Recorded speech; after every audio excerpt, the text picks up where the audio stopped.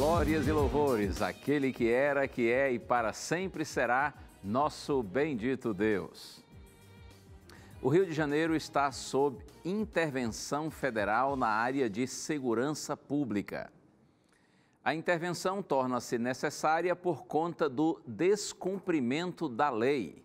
Vamos pensar juntos na lei perfeita, a lei da liberdade. Hoje é dia e esta é a hora de Além dos Fatos.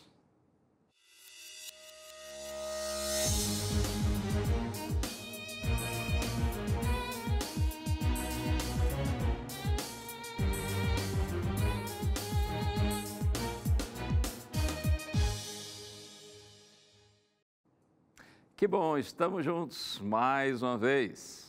Muito obrigado pelo carinho da sua audiência, muito obrigado porque você prefere estar conosco nesta hora.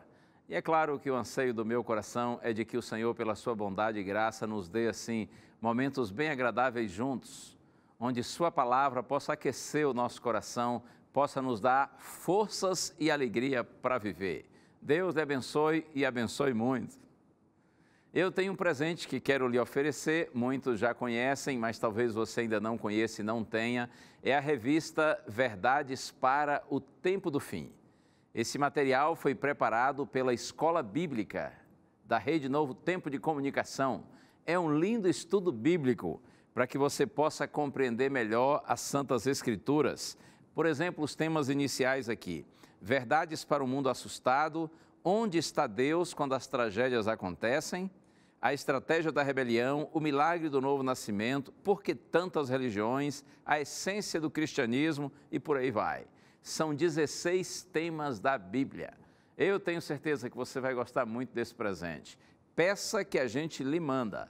É só você entrar no blog do nosso programa que você vê aí na sua tela e preencher um pequeno cadastro com seus dados.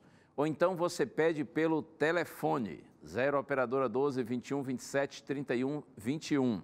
Ligue em horário comercial. Nós vamos anotar suas informações, seu endereço direitinho e vamos mandar para sua casa ou o endereço que você nos fornecer, tá bom? É presente mesmo, Verdades para o Tempo do Fim. E o convite para você interagir sempre em nossas redes sociais. Agora, por exemplo, nós estamos ao vivo pelo Facebook do Além dos Fatos. Estamos também ao vivo pelo YouTube. Toda a programação da Novo Tempo agora, 24 horas no YouTube, isso é maravilhoso, não é? E eu cumprimento também os nossos queridos amigos que nos acompanham pelo Instagram. E aí, tudo bem com você? Quero aproveitar e lhe fazer um convite muito especial. A Rede Novo Tempo de Comunicação faz parte da Igreja Adventista do Sétimo Dia. E o convite é esse, para que você vá a uma das nossas igrejas. Se você não sabe onde tem uma igreja perto de sua casa, é só entrar nesse site, encontreumaigreja.com.br. Aí você descobre a igreja que está mais próxima de sua casa. Os nossos cultos na Igreja Adventista geralmente acontecem nos sábados, a partir das 9 da manhã, e nos domingos e quartas-feiras, a partir das 7h30 da noite. Você será muito bem-vindo. Não importa se a igreja lá onde você for grande, pequenininha, se tiver pouca gente, muita gente, nada disso importa. Eu estou certo de que aonde você for, você será recebido com carinho, com bondade, pelos nossos queridos irmãos, e você vai participar de um momento agradável de adoração a Deus.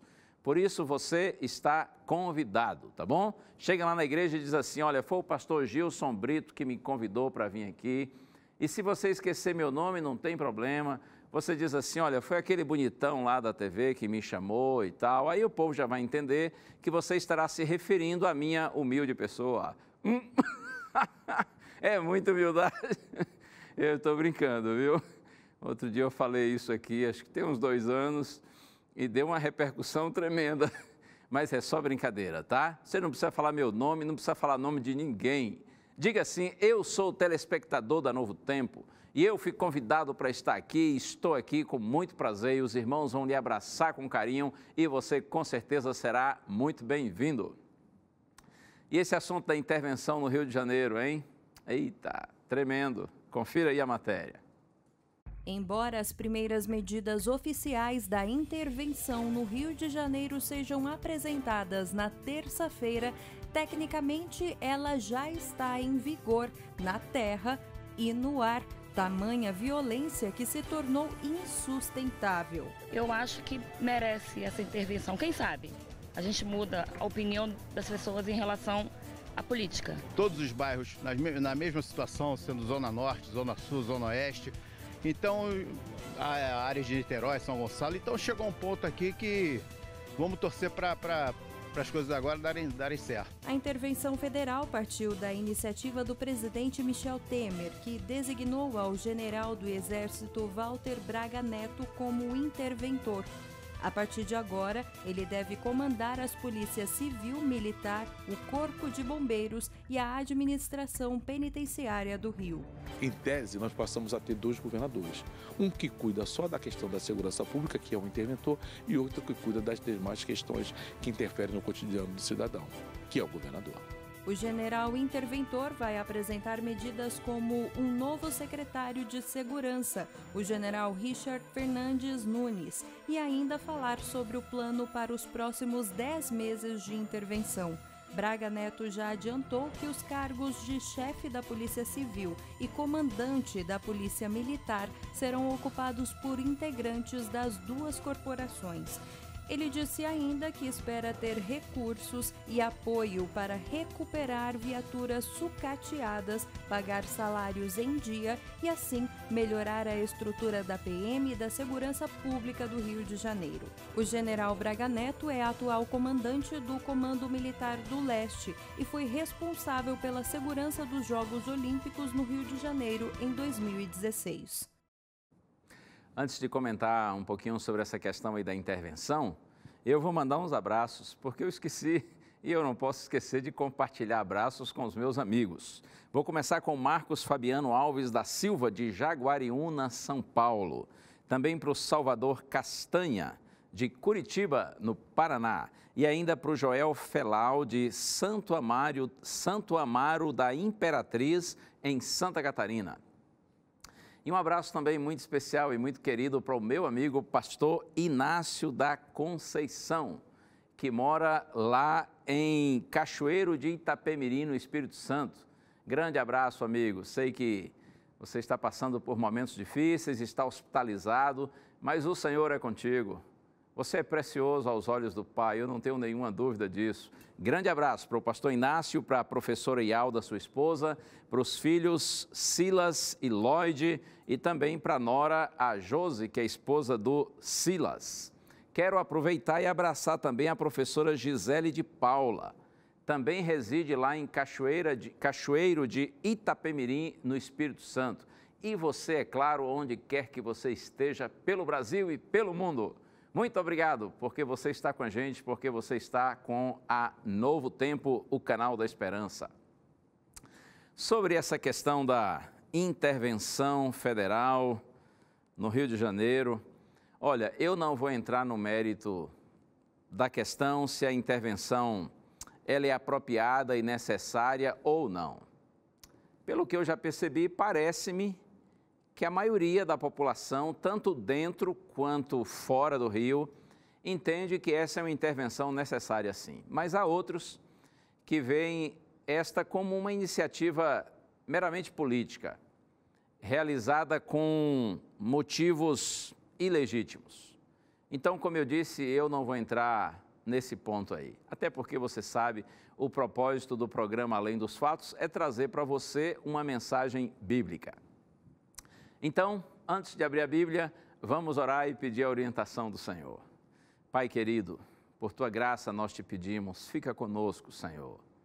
E abre nossa mente e nosso coração para que tenhamos entendimento da Tua palavra. Te peço com gratidão, no nome santo de Jesus. Amém.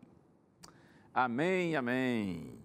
Você sabe que quando a gente estuda a Bíblia, a gente verifica que ao longo da história, intervenções divinas têm ocorrido para frear o curso do mal, não é? E para, claro, Deus proteger o seu povo. No Gênesis capítulo 6, versos 5 e 11, Ali é dito que a terra estava corrompida, a violência estava espalhada por toda parte, generalizada. Era, diz o texto bíblico, continuamente mal todo o desígnio do coração humano. E por isso Deus realizou a maior de todas as intervenções registradas, das intervenções divinas que são registradas na Bíblia até hoje, que foi exatamente o dilúvio, quando a terra foi destruída com água.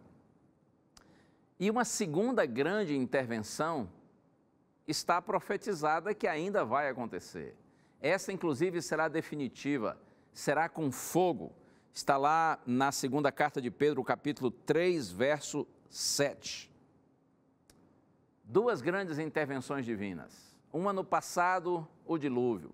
Outra no futuro, quando a terra será purificada com fogo. Motivo dessas duas intervenções, o pecado estava reinando.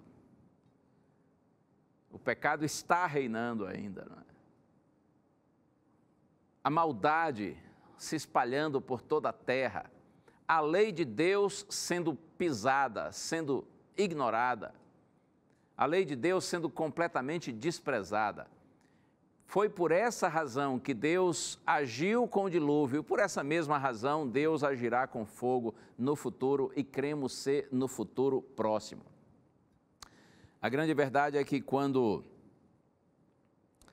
não há lei, ou mesmo que haja, mas quando a lei não é obedecida, a lei não é seguida, então instala-se a anarquia, o desgoverno, a desordem, produzindo todo tipo de violência, de desrespeito, todo tipo de libertinagem, crimes de toda natureza. Isso tudo ocorre exatamente por conta da lei não ser seguida. A intervenção torna-se necessária pelo descumprimento da lei. Eu quero convidar você para o primeiro texto bíblico que a gente vai ler hoje. Está aqui na primeira epístola pastoral de João. Epístola pastoral de João, finalzinho do Novo Testamento, já perto do Apocalipse. Primeira epístola pastoral de João, capítulo 3, verso 4, está escrito assim: todo aquele que pratica o pecado também transgride a lei, porque o pecado é a transgressão da lei. Veja, João é muito claro, todo aquele que pratica o pecado também transgride a lei. Evidentemente que ele está falando aí da lei de Deus. E ele diz porque o pecado é a transgressão da lei. Por falar na lei de Deus, não sei se você já percebeu que existe muita incompreensão, preconceito e resistência em relação à lei de Deus, mesmo dentro do cristianismo. E eu diria até, inclusive e sobretudo, dentro do cristianismo, por incrível que pareça. Quais seriam as razões dessa incompreensão, desse preconceito em relação à lei de Deus? Eu poderia mencionar para você algumas, mas vou dizer apenas duas, porque eu creio que exista toda essa resistência em relação à lei de Deus. Uma delas é que, no passado, quando a gente estuda a Bíblia, Antigo Testamento, e mesmo no Novo Testamento, nos Evangelhos, no livro de Atos dos Apóstolos, a gente percebe que o povo de Deus no passado, o povo de Israel, muitos deles se apegaram à lei de Deus de uma forma exagerada e equivocada. Muitos judeus entendiam que, através da obediência à lei, eles iriam obter méritos diante do Senhor e com esses méritos vindos da obediência, eles alcançariam o céu, eles alcançariam o reino de Deus, alcançariam a eternidade. Mas é claro que a Bíblia nos explica que não é assim, especialmente Paulo, né? Um dos grandes escritores do Novo Testamento. Paulo deixa muito claro que nós alcançamos o céu, a eternidade, a vida eterna, não por meio da nossa obediência à lei de Deus, não por meio das nossas boas obras. A salvação é fruto da graça de Deus. Mediante a fé, nós nos apropriamos da graça de Deus. A salvação é um presente de Deus. Ela não é conquistada, não é comprada por meio da nossa obediência, por meio das nossas boas obras. Uma outra razão por que eu creio que exista muito preconceito e resistência em relação à lei de Deus dentro do cristianismo é o fato de que a lei de Deus, ela aponta nosso pecado. A lei de Deus toca em nossas feridas, em nossas fraquezas. Não é verdade? Oh, sim. Quando a gente vê essa norma de conduta tão elevada, tão grandiosa, nós nos sentimos impotentes diante dela. O pensamento é de que essa realmente é uma norma inalcançável para o pecador. Então veja, muitos cristãos eles têm esse raciocínio. O primeiro, a salvação não é por obediência à lei, a salvação é pela graça, unicamente pela graça do Senhor. E segundo, a lei de Deus é impossível de ser obedecida de forma perfeita por um pecador, um ser humano marcado pelo pecado como você e eu. Então, se a salvação é pela graça, se a gente não consegue obedecer à lei de Deus, logo a gente também nem precisa mais dessa lei. Mas será que isso é assim mesmo? Eu convido você para Paulo. Vamos à carta aos Romanos, carta de Paulo aos Romanos, capítulo 3, verso 31. O autor bíblico que mais nos esclarece a respeito dessa questão relacionada à lei de Deus é o apóstolo Paulo. Olha só, Romanos capítulo 3, verso 31, está escrito assim: anulamos, pois, a lei pela fé? Não, de maneira nenhuma, antes confirmamos a lei. Paulo pergunta e ele mesmo responde: nós vamos anular então a lei pela fé? Ou seja, vamos substituir a lei pela fé? E a resposta é não, de maneira nenhuma. Muito claro, muito enfático e direto. Nós vamos anular a lei pela fé? Não, de jeito nenhum. E ele ainda diz mais: antes nós confirmamos a lei. E por que Paulo diz que a lei de Deus está confirmada e não anulada? Olha aqui, só passar a página. Romanos capítulo 7, verso 7. Está escrito: que diremos, pois? É a lei pecado? De modo nenhum. Mas eu não teria conhecido o pecado senão por intermédio da lei, pois não teria eu conhecido a cobiça se a lei não dissera, não cobiçarás. Paulo diz assim: é a lei pecado? Ora, claro que não. Como pode a lei de Deus ser pecado? Não. É a lei pecado? Não, de modo nenhum. Eu não teria conhecido o pecado se a lei não dissera, senão por intermédio da lei, pois não teria eu conhecido a cobiça se a lei não dissera, não cobiçarás. Aqui Paulo está citando o 10º mandamento, dos 10 mandamentos da lei de Deus, ele está citando o último, não cobiçarás. A lei não é pecado. O que Paulo está dizendo aqui é que a lei aponta o pecado. Olha agora no verso 12. Por conseguinte, a lei é santa e o mandamento é santo e justo e bom. De qual lei Paulo está falando aqui?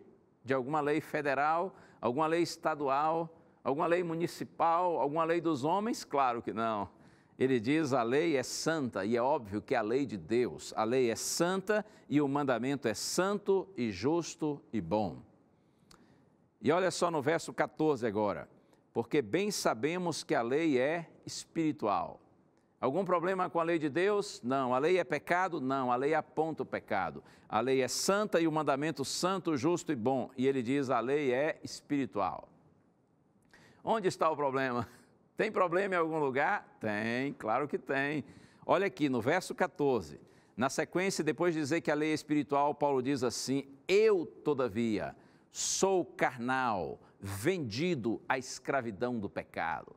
O problema não está na lei de Deus, o problema está comigo, o problema está com você. Porque enquanto a lei é espiritual, nós somos carnais. Paulo diz assim: eu sou vendido à escravidão do pecado. O pecado não está na lei, o pecado está em mim. É isso que Paulo está dizendo. O problema está em nós. Veja que no final do verso 17 diz assim: o pecado que habita em mim. Verso 18: porque eu sei que em mim, isto é, na minha carne, não habita bem nenhum. Final do verso 21, Paulo diz: o mal reside em mim. Agora eu vou ler com você a partir do verso 22. Diz assim: porque no tocante ao homem interior tenho prazer na lei de Deus, Mas vejo nos meus membros outra lei, que, guerreando contra a lei da minha mente, me faz prisioneiro da lei do pecado que está nos meus membros. Desventurado homem que sou, quem me livrará do corpo dessa morte? Graças a Deus por Jesus Cristo, nosso Senhor. De maneira que eu, de mim mesmo, com a mente, sou escravo da lei de Deus, mas segundo a carne da lei do pecado. Tremendo esse desabafo de Paulo, né? Ele diz, olha, quanto a mim, no tocante ao homem interior, eu tenho prazer na lei de Deus. Mas eu vejo nos meus membros outra lei guerreando contra a lei da minha mente. Veja, na minha mente, no meu íntimo, na minha razão, eu tenho prazer na lei de Deus, eu sei que a lei de Deus é boa, mas existe uma outra lei que está guerreando contra a lei da minha mente, contra a lei de Deus que está na minha mente. E ele diz que esta é a lei do pecado, né? E esta lei me faz prisioneiro do pecado, que está nos meus membros, está na minha carne, na minha natureza pecaminosa, essa é a ideia. Paulo chega a dizer assim, desventurado homem que eu sou. Numa outra versão é dito, miserável homem que eu sou. Como que dizendo assim, eu sei que a lei de Deus é boa, mas ainda que eu saiba que a lei de Deus é boa, eu sinto atração pela lei do pecado. E não raras vezes eu me vejo como escravo do pecado. Por isso que ele diz, miserável homem que eu sou, quem me livrará desse corpo de morte? Mas aí aparece Jesus na história. E Paulo diz, graças a Deus por Jesus Cristo, nosso Senhor. De maneira que eu de mim mesmo, com a minha mente, sou escravo da lei de Deus, mas segundo a carne da lei do pecado. O que fazer então, diante dessa realidade? Tendo consciência, você e eu, nós todos, tendo consciência de que existe um conflito interior em nós, um conflito entre a lei de Deus e a lei do pecado, um conflito entre o espírito e a carne. O que nós cristãos devemos fazer? Nós devemos rejeitar a lei de Deus, desprezá-la? Claro que não. Sabe o que nós precisamos fazer? Nós precisamos clamar a Deus que por sua misericórdia produza em nós um genuíno arrependimento. Você se lembra, eu disse outro dia, a palavra arrependimento, em grego, a língua original do Novo Testamento é metanoia. E metanoia significa mudança de mentalidade. Clamemos ao Senhor, Senhor, muda a minha mente, minha mentalidade, me ajuda a experimentar um genuíno arrependimento.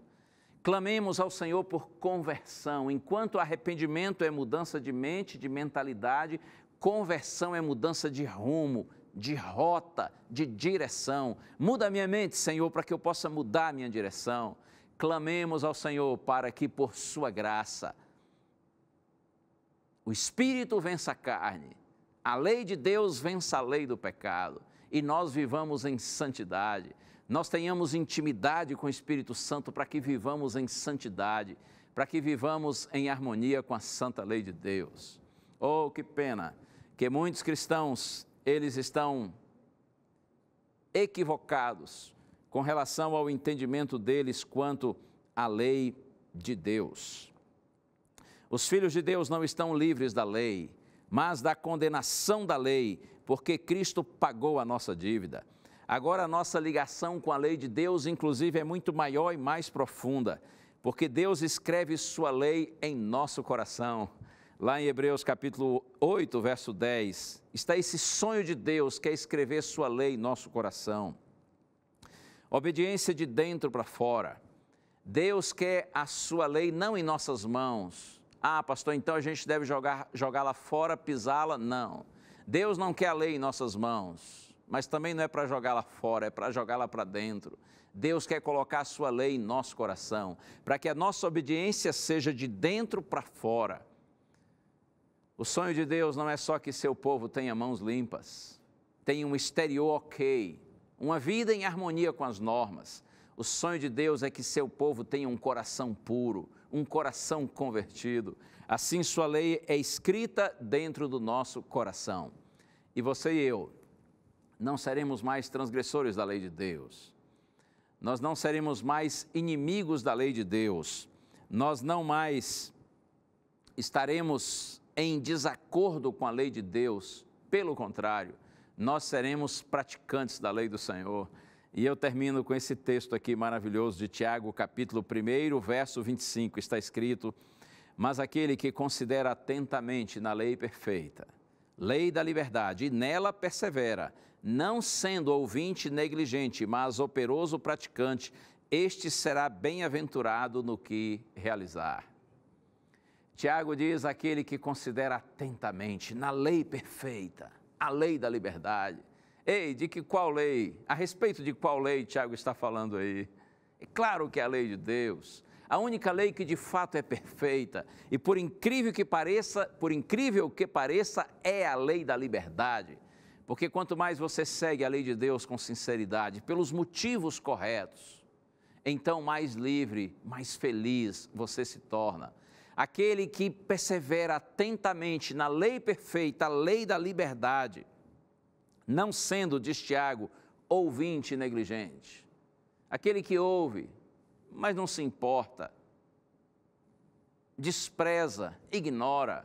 Se você não for, diz Tiago, um ouvinte negligente, mas for um operoso praticante, ou seja, se você clamar a Deus para lhe abençoar, para lhe ajudar, para escrever sua lei no seu coração, para que você viva em harmonia com a sua vontade, ou sim, Tiago diz assim, então você será bem-aventurado no que realizar. Bem-aventurado significa feliz. O que a palavra de Deus está dizendo aqui é que o povo do Senhor será um povo feliz, quando em vez de ignorar a sua lei, de negligenciá-la, de pisar nela, procurar obedecê-la, mas obedecê-la pelos motivos corretos. Não porque assim se acha melhor do que os outros. Não porque obedecendo a lei pensa que está comprando, conquistando a salvação. Mas se os filhos de Deus obedecerem à lei do Senhor, porque essa está escrita no coração deles, porque eles amam o Senhor, por isso que guardam os seus mandamentos, então Tiago diz, o povo de Deus será feliz, será bem-aventurado naquilo que realizar. Deus lhe abençoe, que o Espírito Santo lhe dê compreensão, que o Espírito Santo nos ajude a vencer a resistência e o preconceito em relação à lei perfeita, à lei da liberdade, à lei de Deus. Vamos orar. Pai querido, muito obrigado, Senhor, por esses minutinhos preciosos, por Tua palavra que é linda e tão esclarecedora. Ajuda-nos, Senhor, a vivermos em harmonia com toda a Tua palavra. Escreve Tua lei em nosso coração, Senhor, para que assim nós vivamos felizes, em harmonia com a Tua vontade e para a glória do Teu nome.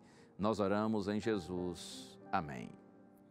Deus te abençoe. Mantenha sempre com você o que a palavra de Deus diz, que a fé é a certeza das coisas que se esperam e a convicção dos fatos que não se veem.